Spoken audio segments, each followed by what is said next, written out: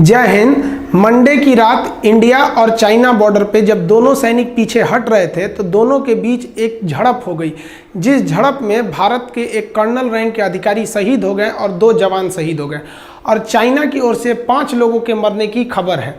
देखिए, इंडिया और चाइना के बीच एक समझौता है जिसमें 2 महत्वपूर्ण बात है। इस समझौते के अनुसार इंडिया और चाइना दोनों ही लद्दाख के LAC बॉर्डर के पास कोई कंस्ट्रक्शन का काम नहीं करेंगे। दूसरा कि जब दोनों सैनिक पेट्रोलिंग करेंगे तो वो हथियार लेके पेट्रोलिंग नहीं करेंगे ताकि कोई झड़प ना हो। तो आप कहेंगे ये झड़प कैसे हो गया? तो ये झड़प हथियार लेके नहीं हुआ, हमारे सैनिक और चाइनीज सैनिक के बीच कुछ तू मैं हुई तो चाइनीज सैनिकों ने पत्थर से हमला कर दिया। इधर से भारतीय सैनिकों ने उसका जवाब दिया। चाइना की ओर से 5 सैनिकों के मरने की खबर है, जबकि चाइना के ऑफिशियल न्यूज ने ऐसा कोई खबर नहीं बताया है कि हमारे ओर से भी कोई सैनिक मरा है। हालांकि आप चाइना पर बिलीव नहीं कीजिए, जब भी चाइना कुछ चीज़ों को छुपाए तो समझिए उसके यहाँ कुछ गड़बड़ हुआ है। क्या उसने बताया कि उसके पास कोरोना के कितने डेथ हैं? वो कभी नहीं बताता है।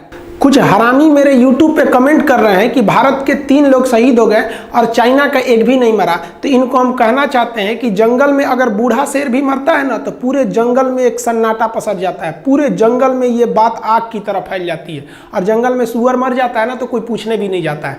तो भारत के वीर सिपाहियों की शहादत हुई है और हम गर्व से कहते हैं कि हमारे वीर सिपाही बॉर्डर पे शहीद हुए हैं। औकात है चाइना की जो बोल सके कि उसके कुत्ते मरे हैं वहां पे, वो तो बोलता भी नहीं कि मरे हैं वहां पे। देखिए, इंडिया ने भी अपना पूरा स्टैंड खड़ा कर लिया है। इंडिया ने भी साफ कर दिया है कि हम किसी भी कीमत पर बॉर्डर पर होने वाले कंस्ट्रक्शन रोड को नहीं रोकेंगे। इंडिया की BRO यानी बॉर्डर रोड ऑर्गेनाइजेशन ने अभी हाल ही में भारत के अन्य राज्यों से भी हजारों मजदूरों को लद्दाख बुला लिया है कि काम को और तेजी से किया जाए। हम किसी से डरने वाले नहीं हैं। चाइना ने कहा है कि इंडिया LAC पार करके घुस के वहां पे मारा है चाइनीज सैनिकों को, और अमेरिका न्यूज ने भी कहा है कि इंडिया 3rd वर्ल्ड वॉर को शुरू करने जा रहा है। देखिए, इस कॉन्फ्लिक्ट का एक और नतीजा ये हो सकता है कि लद्दाख में जो आज घटना देखने को मिली है, हो सकता है वो हिमाचल प्रदेश, उत्तराखंड में भी मिल सके। सिक्किम और अरुणाचल प्रदेश के क्षेत्र में भी ऐसे झड़प देखने को मिल सकते हैं। यहाँ लद्दाख में आप कहेंगे चाइना के साथ प्लस पॉइंट ये है कि चाइना ने यहाँ अपनी बंकर और सभी प्रकार के सड़कों को बना लिया है, और इस बनाने के बाद उसको समझौते की याद आई, तब वो भारत को समझौता याद दिलाता है कि याद कीजिए हम लोगों ने समझौता किया था कि हम कोई भी कंस्ट्रक्शन का काम नहीं करेंगे। तो भारत कह रहा है कि जितना आप कंस्ट्रक्शन किए उतना हम कर लेंगे, तो भी हम इस समझौते को मानेंगे। हालांकि चाइना पर इंटरनेशनल प्रेशर बहुत ज्यादा है कोविड-19 फैलाने के आरोप में।